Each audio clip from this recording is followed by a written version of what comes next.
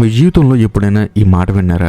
మాట కంటే మౌనం గొప్పదని. కానీ ఈ మాట వెనకాలన్న నిజమైన అర్థం అనేది మనకి మెచ్యూరిటీ వచ్చినప్పుడే తెలుస్తుంది. ఇంతకు ముందు మనం ఒక విషయం మీద ఎక్కువ వాదిస్తూ ఉండేవాళ్ళం అనమాట. మీరు చెప్పింది కరెక్ట్ కాదు, నేను చెప్పిందే కరెక్ట్, ఇందులో వాస్తవం అంత ఉందని చెప్పేసి మనం ఎక్కువగా వాదిస్తూ ఉంటాం. దానివల్ల మంచి అనేది గెలుస్తుందో లేదో తెలియదు. కానీ మెచ్యూరిటీ అంటే ఏంటంటే ప్రతి వాదన గెలుస్తుంది అనే నమ్మకం ఉండదు. కొన్ని సార్లు మనం మౌనంగా ఉండటం వల్ల ఆ పర్టికులర్ డిబేట్ లో మనకంటూ ఒక ప్రత్యేకమైన గౌరవం క్రియేట్ అవుతుంది. వాదన అంటే ఏంటి?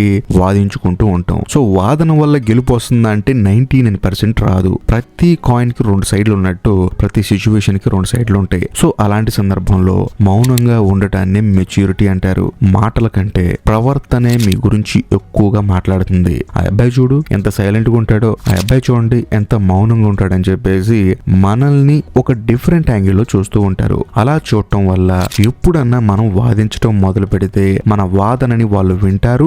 నిజం చెప్పాలంటే మనం వాదించిన దాన్ని నిజం అంటారు. అంతే. ఇక మీ జీవితంలో లోతుగా ఆలోచించండి. ప్రతి సందర్భంలో మాట్లాడాల్సిన అవసరం లేదు. మౌనం కూడా అద్భుతమైన సమాధానం లాంటిది.